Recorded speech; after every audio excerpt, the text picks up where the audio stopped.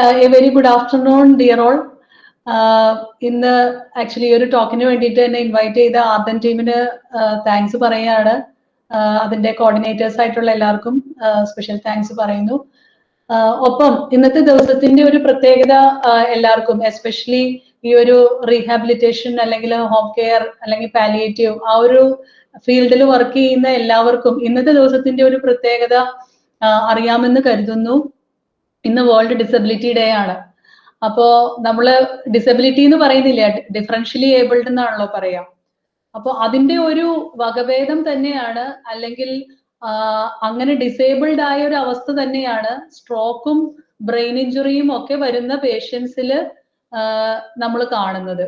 അതിൽ tracheostomy tube ഉണ്ട് എന്നുണ്ടെങ്കിൽ they are becoming much more disabled in the sense അവർക്കൊരു പബ്ലിക്കിലേക്ക് വരാനും ഈവൻ അവർക്ക് സംസാരിക്കാനും എന്തിന് സ്വയമേവ ശ്വാസം എടുക്കാൻ പോലും അവർക്ക് ആ ഒരു ട്യൂബില് ഡിപ്പെൻഡ് ചെയ്യത്തക്ക രീതിയിൽ അവർ ഡിസേബിൾഡ് ആണ്.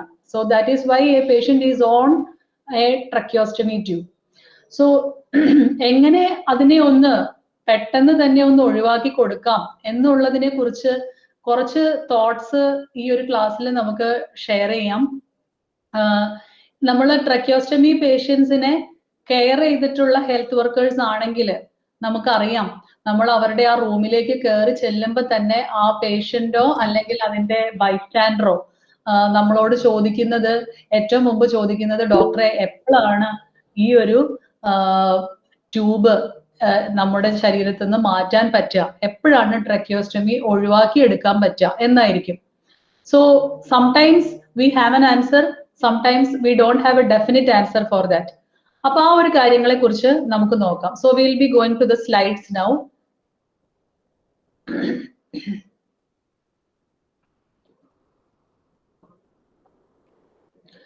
ഓക്കെ, സോ ട്രക്കിയോസ്റ്റമി ഒരു പേഷ്യന്റിൽ കിടക്കാനായിട്ടുള്ളതിന്റെ ഇൻഡിക്കേഷൻസ് നമുക്കറിയാം.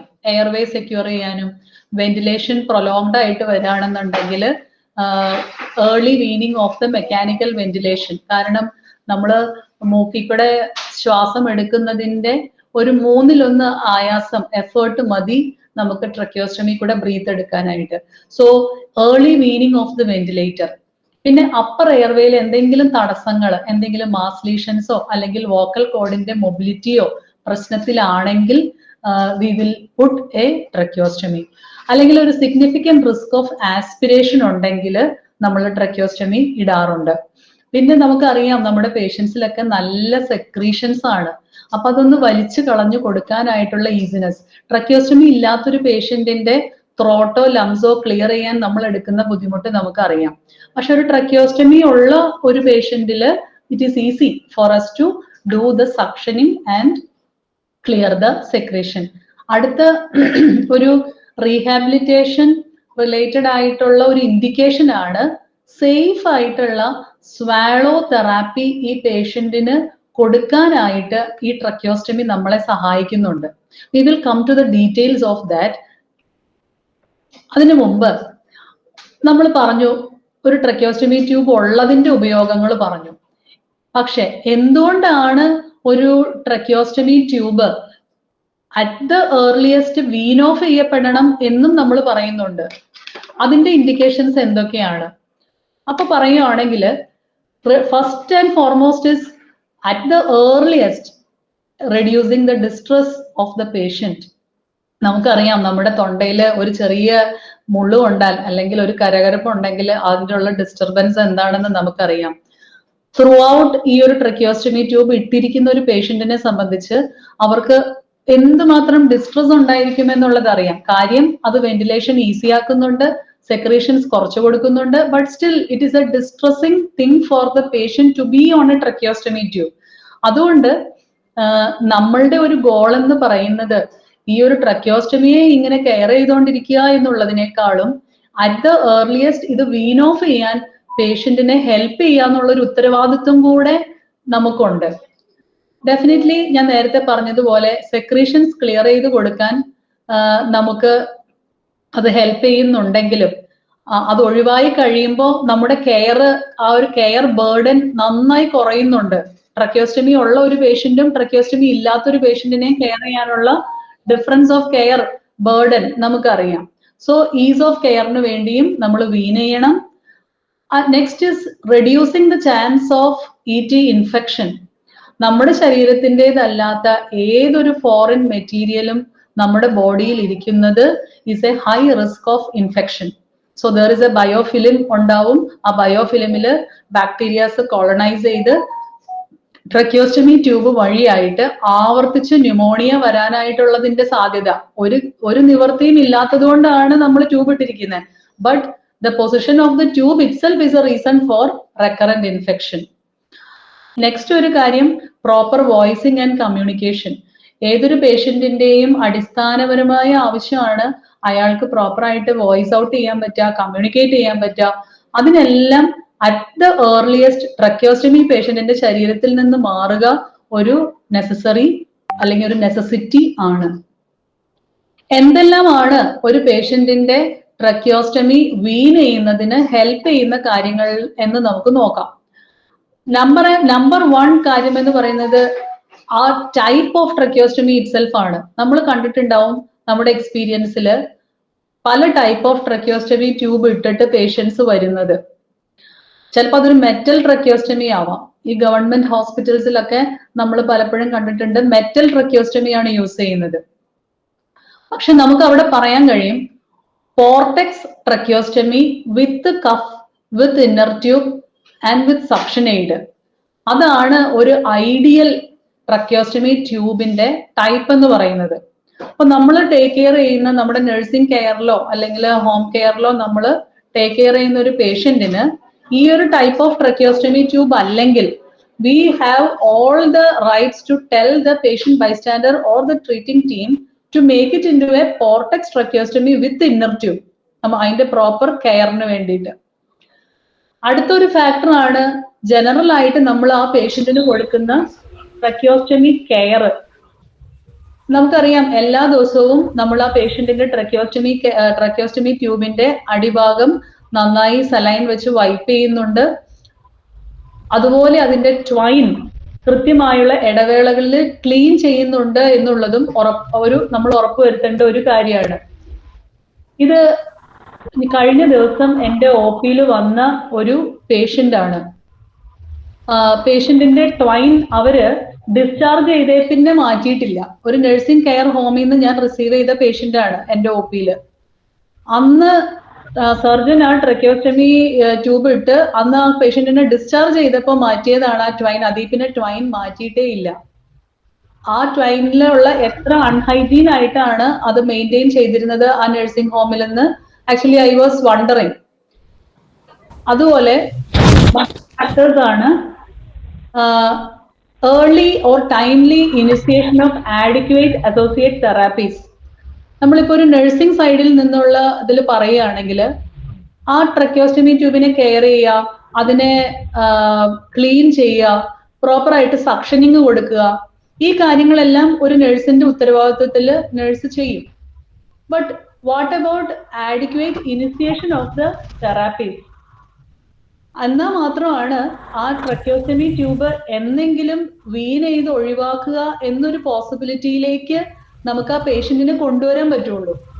സോ ബേസിക് ആയിട്ടുള്ള ഒരു തെറാപ്പി പ്ലാൻ അത് എന്നും പേഷ്യന്റിനെ കാണുകയും പരിചരിക്കുകയും ചെയ്യുന്ന കെയർ ടീമിന് അറിഞ്ഞിരിക്കുക എന്ന് പറയുന്നത് വളരെ ഇമ്പോർട്ടന്റ് ആണ്. ഫിസിയോതെറാപ്പിയുടെ ആസ്പെക്ട്സും സ്വാലോതെറാപ്പിയുടെ ആസ്പെക്ട്സും ഞാൻ അതിന്റെ ഡീറ്റെയിൽസിലേക്ക് വരാം.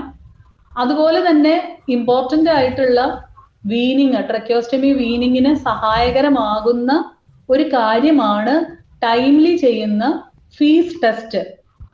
ഫീസ് ടെസ്റ്റ് എന്ന് പറയുമ്പം functional endoscopic evaluation for swallow എന്നുള്ളതാണ് അതിന്റെ പൂർണ്ണ രൂപം. ഫീസ് ടെസ്റ്റ് എന്ന് പറയുമ്പോൾ നമ്മൾ എൻഡോസ്കോപ്പ് വഴിയായിട്ട് പേഷ്യന്റിനെ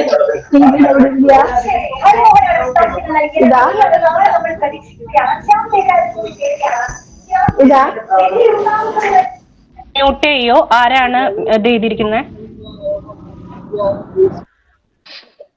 എൻഡോസ്കോപ്പ് വഴിയായിട്ട് പേഷ്യന്റിനെ എക്സാമിൻ ചെയ്ത് പേഷ്യന്റിന്റെ ലങ്സിലേക്ക് ഫുഡ് പാർട്ടിക്കിൾസ് പോകുന്നുണ്ടോ എന്ന് നോക്കി നമുക്ക് അഷുറൻസ് തരുന്ന ഒരു ടെസ്റ്റ് ആണ് ഫീസ് ടെസ്റ്റ്. അതുപോലെ ടൈംലി ഈ ഫീസ് ടെസ്റ്റിന്റെ ഡീറ്റെയിൽസിലേക്ക് നമുക്ക് വരാം. അതിനു മുമ്പ് അതുപോലെ തന്നെ ഫീസ് ടെസ്റ്റിൽ നല്ലൊരു റിസൾട്ട് കിട്ടുകയാണെങ്കിൽ നമ്മൾ നേരെ കോർക്കിങ്ങിലേക്ക് പോകും. ഒരു നഴ്സിംഗ് കെയറിൽ ഈ കോർക്കിങ്ങിന്റെ ബേസിക് നോളജും നമുക്ക് ഉണ്ടായിരിക്കേണ്ടത് ആവശ്യമാണ്. അതുപോലെ we should be aware about the interventions if the fees fails. Fees test ചെയ്തു പക്ഷെ ഫെയിൽ ആയിപ്പോയി. അങ്ങനെയാണെങ്കിൽ ഒരു നഴ്സിംഗ് കെയറിൽ ഉൾപ്പെടുത്തേണ്ട കാര്യം എന്തെല്ലാമാണ്? ഒരു സ്പീക്കിംഗ് വാൽവ് ഈ പേഷ്യന്റിന് നിർദ്ദേശിക്കപ്പെട്ടിട്ടുണ്ടെങ്കിൽ എങ്ങനെയാണ് ട്രക്കിയോസ്റ്റമി ഉള്ള ഒരു പേഷ്യന്റിന് സ്പീക്കിംഗ് വാൽവ് കണക്ട് ചെയ്യേണ്ടത്? അതിന്റെ ഗുണങ്ങൾ എന്തെല്ലാമാണ്? ഇത് ഒരു ബേസിക് നഴ്സിംഗ് കെയറിൽ ട്രക്കിയോസ്റ്റമിയെ പരിചരിക്കാൻ പോകുന്ന ഒരു നഴ്സസിന് ഉണ്ടായിരിക്കേണ്ട അറിവുകളാണ്. നമ്മൾ പറഞ്ഞു കോർട്ടെക്സ് ട്രക്കിയോസ്റ്റമി ട്യൂബാണ് ഏറ്റവും ഐഡിയൽ ആയിട്ടുള്ളത്, with inner, with cuff and with suction aid. അങ്ങനെ അല്ല എന്ന് കാണുകയാണെങ്കിൽ നഴ്സിംഗ് സൈഡിൽ നിന്ന് തന്നെ ആ ഒരു ടൈപ്പിലേക്ക് ട്യൂബ് മാറ്റാനായിട്ട് ഒരു ENT കൺസൾട്ടേഷൻ എടുക്കാനുള്ള ഒരു സജഷൻ നിങ്ങളുടെ ഭാഗത്തു നിന്ന് ഉണ്ടാവണം എന്നുള്ളതാണ് ഐഡിയൽ ആയിട്ട് വേണ്ടത്. നമ്മൾ കണ്ടിട്ടുള്ള നമ്മൾ ട്രക്കിയോസ്റ്റമിയിൽ ഈ ഒരു ഫെസിലിറ്റി ലൈക്ക് സക്ഷൻ എയ്ഡും കഫും ഉൾപ്പെടുത്തിയിട്ട് ഉള്ള പോർട്ടെക്സ് ട്രക്കിയോസ്റ്റമി ട്യൂബാണ് നമുക്ക് വേണ്ടത്. അടുത്തത് ഒരു ജനറൽ ട്രക്കിയോസ്റ്റമി കെയറിൽ നമ്മൾ ഉൾപ്പെടുത്തേണ്ട കാര്യങ്ങൾ, എപ്പോഴും നമ്മൾ ആ മുറിയിലേക്ക് ചെല്ലുമ്പോൾ തന്നെ നമ്മൾ അതിന്റെ വോയിസ് ആണ് ശ്രവിക്കുന്നത്. ഒരു നോർമൽ ആയിട്ട് ഒരു പേഷ്യന്റ് ട്രക്കിയോസ്റ്റമിയിൽ ഇട്ട് കിടക്കുമ്പോൾ അത് വളരെ ആബ്സെന്റ് സൗണ്ട് ആണ്. പക്ഷെ അതിൽ എന്തെങ്കിലും ഒരു ഇന്നർ ട്യൂബ് ബ്ലോക്ക് വരുമ്പോഴാണ് ഒരു സ്പൈഡർ ലൈക്ക് വലിയുന്ന സൗണ്ട് നമ്മൾ പേഷ്യന്റിന്റെ ത്രോട്ടിൽ നിന്ന് കേൾക്കുക. ആ സൗണ്ടിൽ നിന്ന് തന്നെ നല്ലൊരു നഴ്സിന് ഡിറ്റക്ട് ചെയ്യാൻ പറ്റണം ആ ഇന്നർ ട്യൂബ് ബ്ലോക്ക്ഡ് ആണ്, എയർവേ പേറ്റൻസി കുറവാണ്, അത് ക്ലീൻ ചെയ്യണം. അതുപോലെ ഡെയിലി കെയറിന്റെ ഭാഗമായിട്ട് സലൈൻ വൈപ്പിംഗ് നമ്മൾ കൊടുക്കണം. നിർദ്ദിഷ്ട സമയങ്ങളിൽ അതിന്റെ ട്വൈൻ കൃത്യമായിട്ട് ചേഞ്ച് ചെയ്യണം. ട്രക്കിയോസ്റ്റമി ട്യൂബ് ഇട്ടിരിക്കുന്ന ഒരു പേഷ്യന്റിന്റെ വലിയൊരു പ്രോബ്ലം ആണ് ഡ്രൈ ആയി പോവുക എന്ന് പറയുന്നത്. ലങ്സ് ഡ്രൈ ആയി പോകും. അപ്പോൾ ആഡിക്വേറ്റ് ആയിട്ടുള്ള ഹ്യൂമിഡിഫിക്കേഷൻ നമ്മൾ കൊടുക്കുക. തെർമോവെന്റ് ആണ് അതിന് നമ്മൾ സജസ്റ്റ് ചെയ്യുക. പക്ഷെ തെർമോവെന്റിന്റെ ഒരു കുഴപ്പം നല്ല കോസ്റ്റ്ലി ആണത്. പെട്ടെന്ന് ഒരു മ്യൂക്കസ് പ്ലഗ് വന്ന് അത് സോക്കായി അൺസ്റ്റെറൈൽ ആയി കഴിഞ്ഞാൽ ദിവസം പ്രതി തെർമോവെന്റ് മാറ്റാൻ നിന്ന് കഴിഞ്ഞാൽ it will be a big financial burden for the patient care. അതിന് നമുക്ക് യൂസ് ചെയ്യാവുന്ന ഒരു ഓൾട്ടർനേറ്റീവ് സ്റ്റെറൈൽ ആയിട്ടുള്ള ഒരു ഗോസ് സലൈനിൽ സോക്ക് ചെയ്ത് കവർ ചെയ്ത് ഇട്ടാലും that will work. But Thermovent afford ചെയ്യാൻ പറ്റുന്ന പേഷ്യന്റ് ടീം ആണെങ്കിൽ go for the Thermovents for adequate humidification. Proper suctioning ആണ് പിന്നെയുള്ള ജനറൽ ട്രക്കിയോസ്റ്റമി കെയറിൽ വരുന്നത്. സക്ഷനിങ് പ്രോപ്പർ ആയിട്ട് ചെയ്യാൻ എല്ലാ നഴ്സസും കൃത്യമായിട്ട് പഠിച്ചിരിക്കണം. എത്രമാത്രം സക്ഷൻ കാത്തീറ്റർ അകത്തേക്ക് ഇൻട്രൊഡ്യൂസ് ചെയ്യാം, എപ്പോഴാണ് സക്ഷൻ ഇൻ ലൈൻ ആക്കേണ്ടത്, അതെല്ലാം നമ്മുടെ നോളജിൽ ഉണ്ടായിരിക്കണം. കഫ് പ്രോപ്പറായിട്ട് മാനേജ് ചെയ്യാനും ഡീഫ്ലേറ്റ് ചെയ്യാനും ഇൻഫ്ലേറ്റ് ചെയ്യാനും നഴ്സിംഗ് കെയറിൽ നമുക്ക് അറിഞ്ഞിരിക്കണം.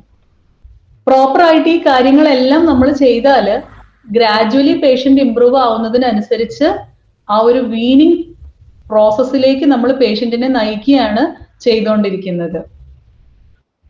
അടുത്ത ഒരു കാര്യം നേരത്തെ ഞാൻ സൂചിപ്പിച്ചു, പ്രോപ്പർ ആയിട്ട് ഒരു പേഷ്യന്റിന് സ്വാളോ തെറാപ്പി ഇനിഷ്യേറ്റ് ചെയ്യേണ്ടത് ആവശ്യമാണ്.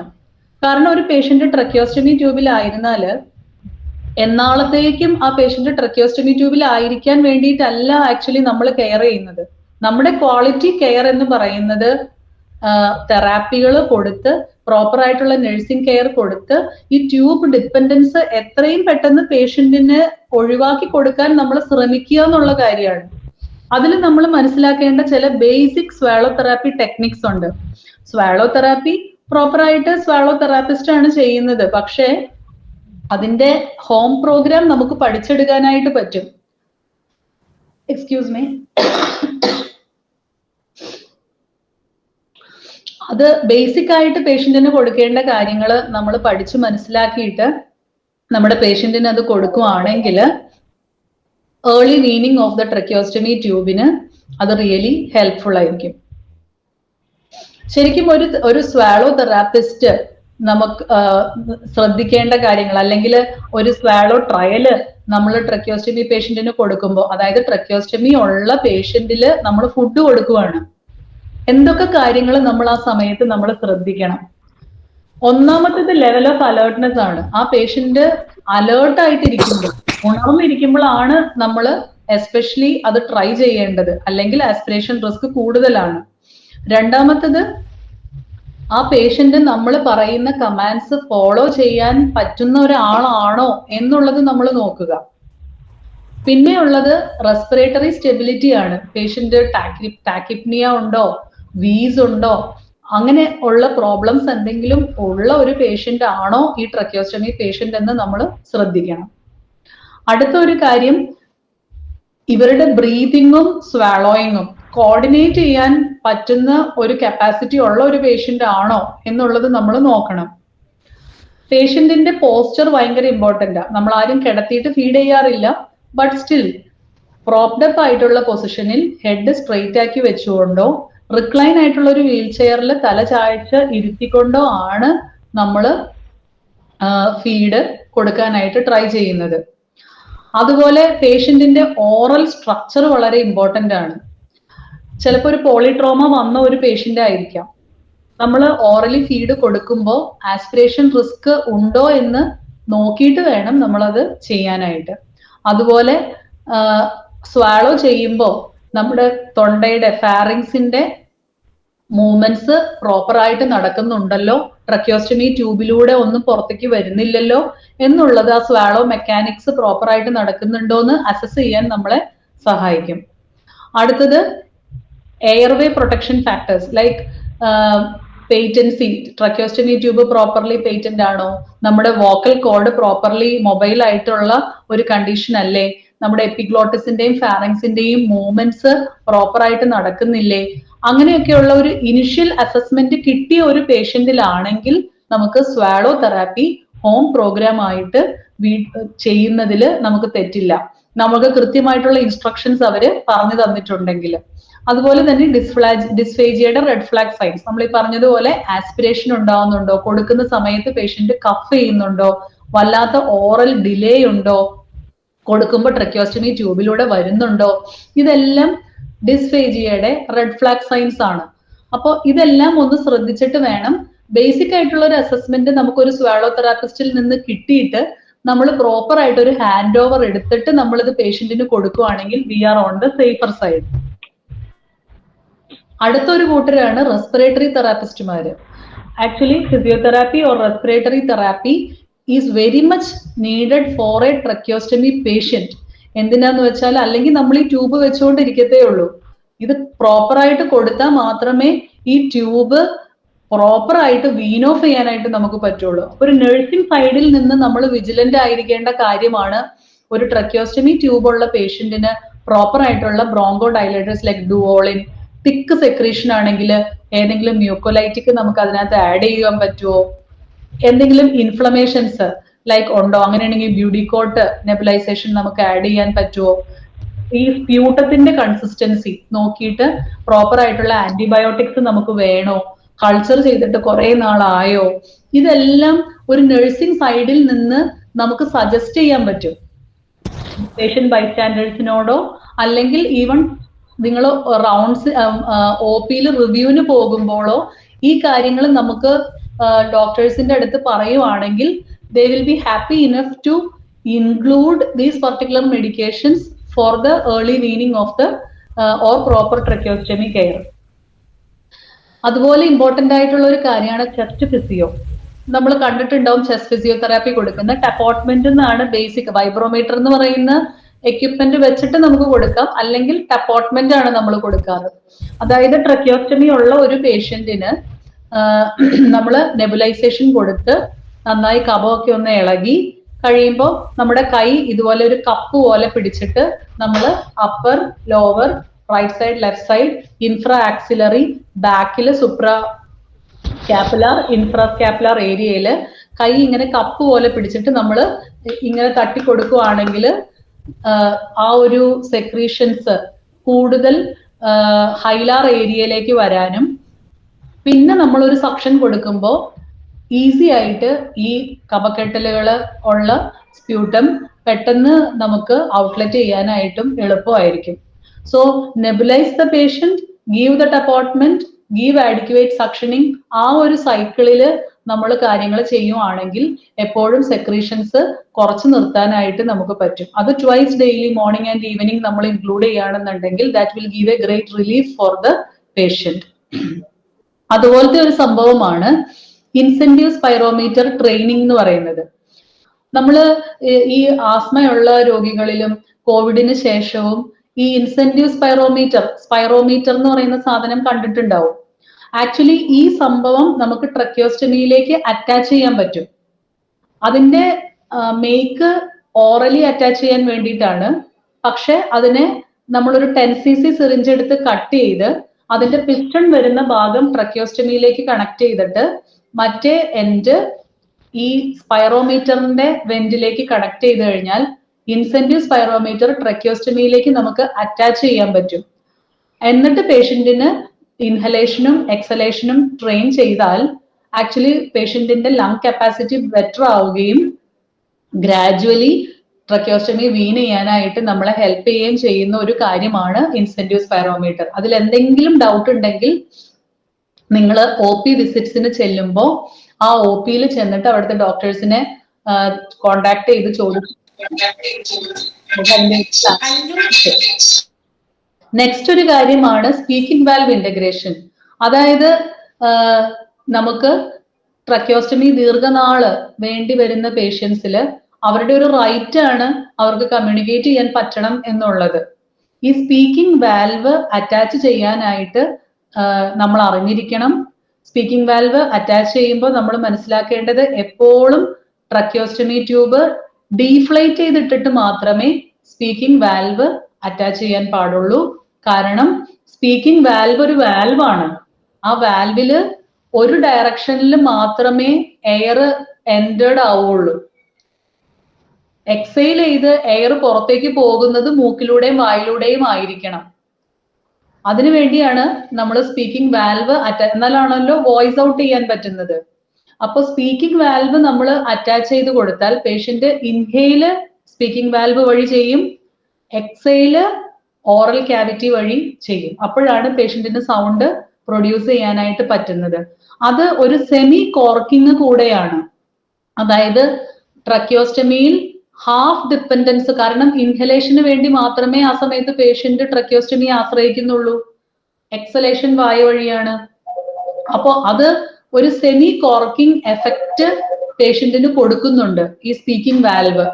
അപ്പൊ സ്പീക്കിംഗ് വാൽവ് അറ്റാച്ച് ചെയ്യാനായിട്ടുണ്ടോ ഇല്ലയോ എന്ന് നമ്മുടെ OP കൺസൾട്ടേഷൻസിൽ റീഹാബ് ക്ലിനിക്സിൽ നമുക്ക് പിടികിട്ടിയാൽ that is a good training for making the patient for early weaning of the tracheostomy.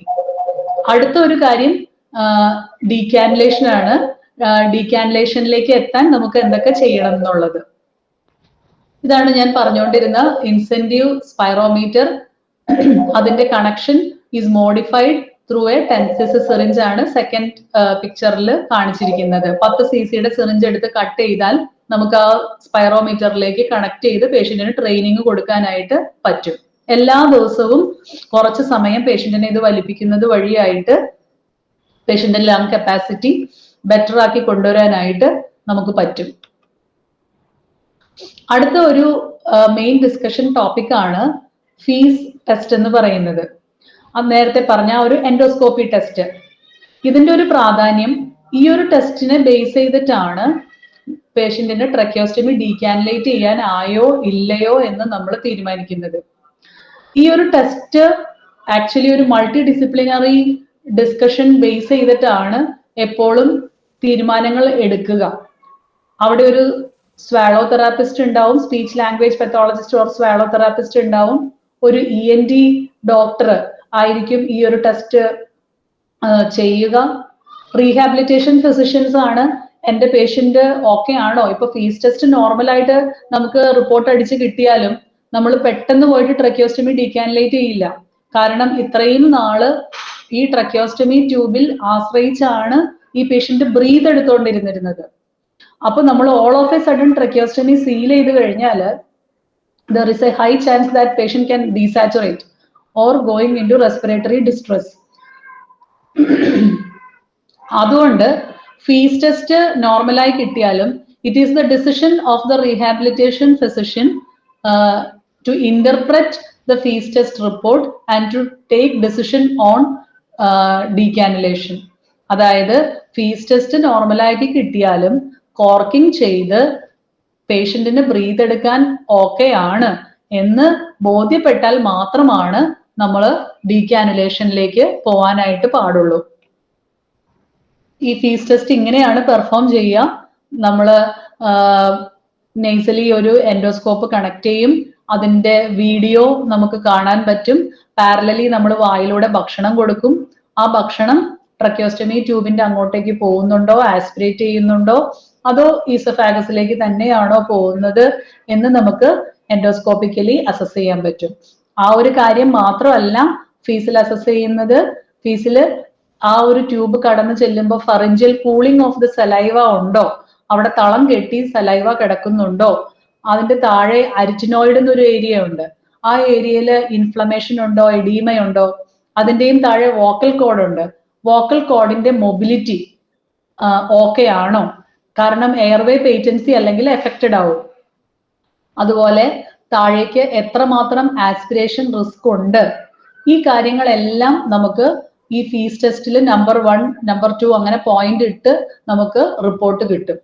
അതിനെ ബേസ് ചെയ്തിട്ട് we can take a decision that whether tracheostomy can be removed or not, whether it should be retained for safe swallow trials. Aspiration ഉണ്ടെന്ന് കണ്ടാൽ നമ്മൾ tracheostomy പെട്ടെന്ന് മാറ്റില്ല, safe ആയിട്ടുള്ള swallow therapy കൊടുക്കാൻ വേണ്ടി അത് റീറ്റെയിൻ ചെയ്യുകയാണ് ചെയ്യാറ്.